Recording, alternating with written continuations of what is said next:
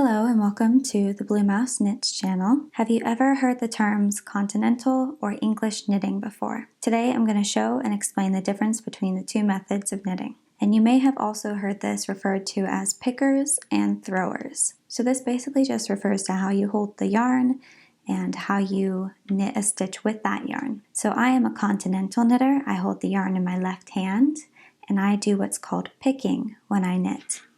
So if you'll look, I'm tensioning the yarn a little bit here in my last few fingers, and then I wrap it around my index finger.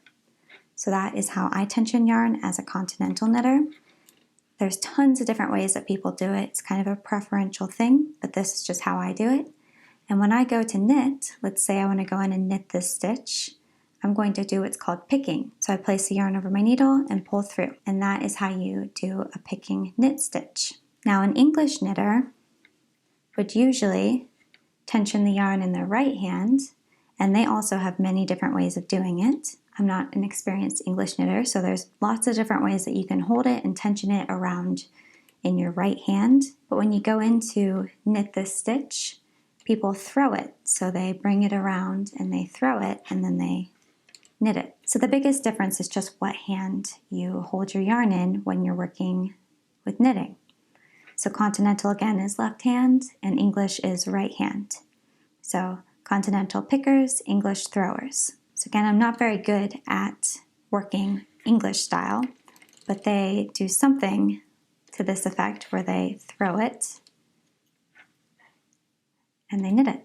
And the same thing goes for purling as well. You would throw the yarn with your finger when you're knitting or purling, versus picking, which is more like this action with continental knitters. So it's up to you, whichever you would like to learn. I learned to knit continental and I found that to be the easiest, but some people learn the other way and found that to be way easier. So it's totally up to your preference, and it can be hard to switch once you've learned one way to switch to the other way. And the only real benefit is that a lot of people consider continental knitting or holding the yarn in your left hand to be faster. But again, I've seen some very fast English knitters. There's less of an action with continental pickers than there is with throwers.